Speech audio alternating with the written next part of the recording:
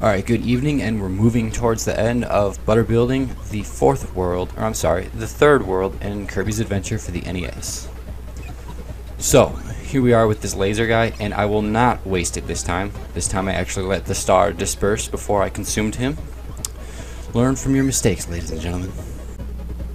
Which is not what I did right here. You have to move quickly or that Gordo hits you, but I turned around and ran right into him anyway, and then right away, just get hit by him again. So I don't really know what I was thinking there, but moving on.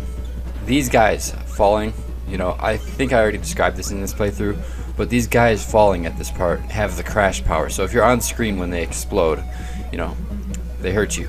I think there's a safe distance you can be away from them that they won't hurt you, but I wouldn't be the one to test that out.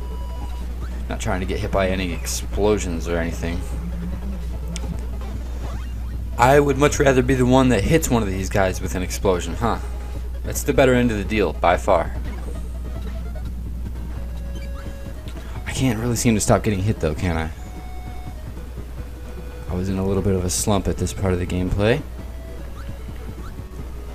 Yeah, that'll probably change towards the end of the game because, believe it or not, the end of this game actually isn't recorded yet. I played pretty far when I made this initial recording, but I didn't beat the game. I got sick of it. I was playing, this is kind of a long game. It's a console game. It's not a handheld. So to beat it in one sitting, it wouldn't be terribly long. There's a lot of hardcore gamers that could certainly do it without a sweat, and still call this a short game, especially compared to modern games. But no, I was drained after a while. Just the intensity of recording too just had my mind on edge while I was playing. But for the end of this game, I plan on playing this shit like a boss. So no worries of me sucking in, I'd say definitely the last world and probably some of the second to last world. But no, we're in world number 3 right now. Butter building still. I think, is this number 3? I lost count because it's taken a long time from part to part to get these videos made.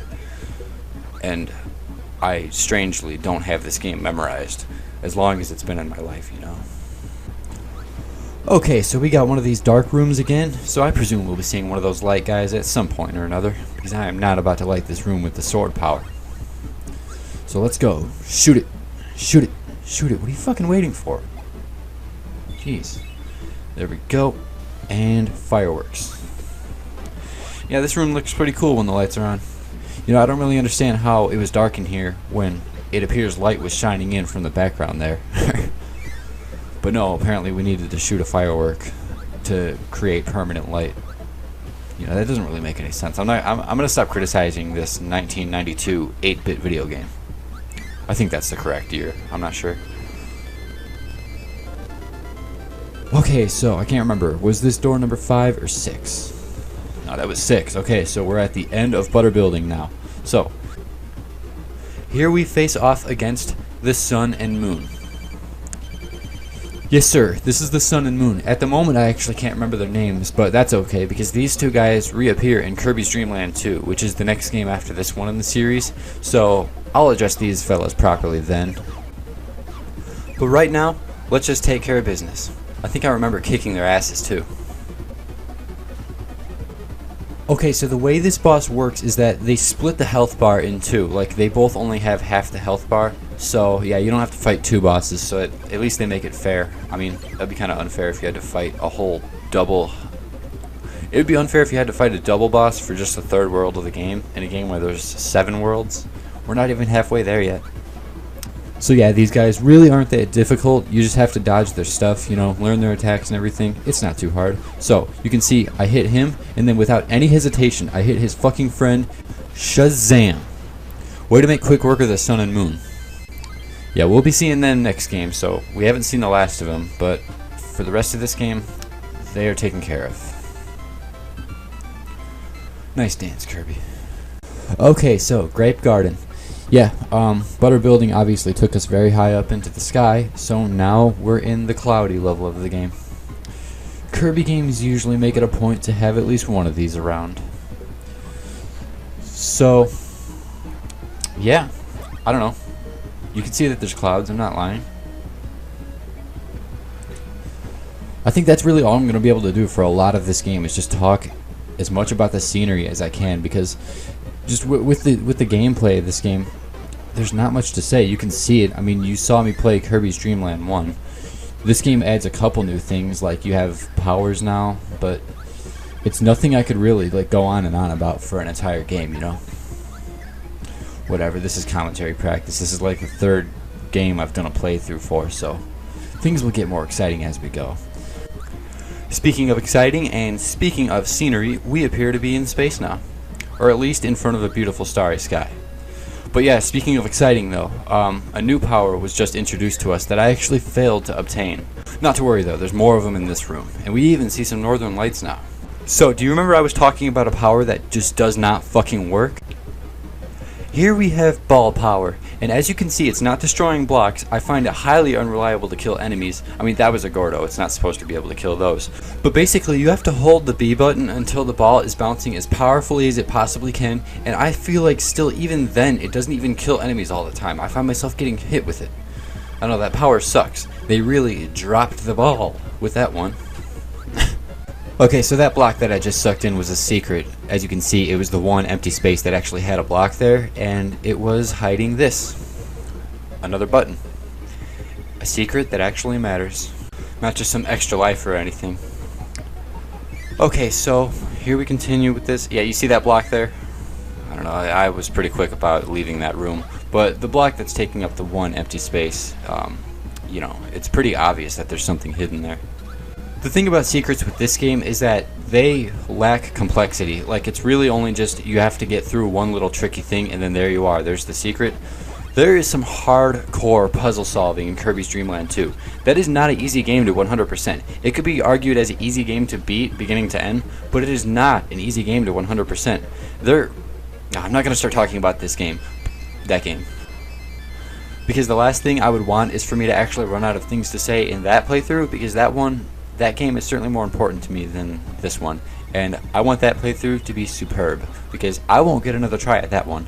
There is only one version of that game. Okay, so we move on to what appears to be a castle. Who knows where we are? I don't think we're in Kansas anymore. Yeah, right here I'm just checking around for secrets, just to make sure I don't miss anything and have to repeat this door. Because, you know, I know this game much better than it seems in this playthrough. It's just that things look different from this version than they do on the Game Boy Advance version. So, you know, when a secret's coming up in that version of the game, I'm like, oh, this is the room, I know what this looks like. Whereas in this game, where I've only played it through a couple times since this is the shitty version, I don't recognize everything immediately, so I'm not always certain where the secrets are, you know. You wouldn't think that just the scenery being different would make that big of a difference, but for me, I guess it does. It's just the kind of gamer I am, I guess. Okay, but yeah, here we are in Grape Garden, progressing through Kirby's Adventure for the NES. One of the more dull playthroughs that will be on this channel. You know, I haven't really rewatched much of the uploads of this playthrough yet. But, you know, from what I can tell from commentating on it, this will probably be a more bleak, one of the more boring playthroughs that will happen on my channel. I just wanted to have this game out of the way because it is a part of the Kirby series, and I don't want to go back to it once I have a bunch of games out. And I just wanted this playthrough here. That's all there is to it. To be fair, I always thought this game did have, you know, maybe more worlds than it needed.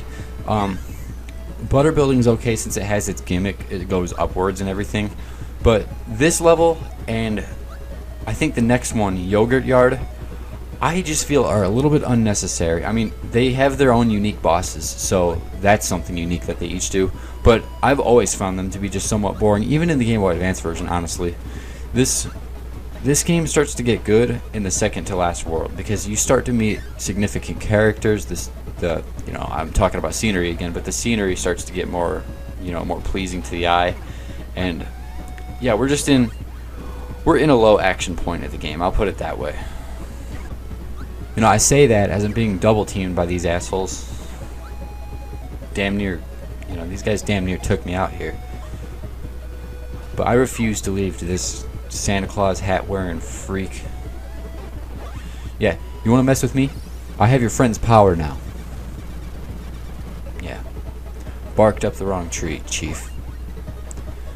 So, I have crash power now. I'll be saving that for the next part because we have run out of time. So that's the end of part 5. I will see you in part 6. So until then, just enjoy Kirby's dance.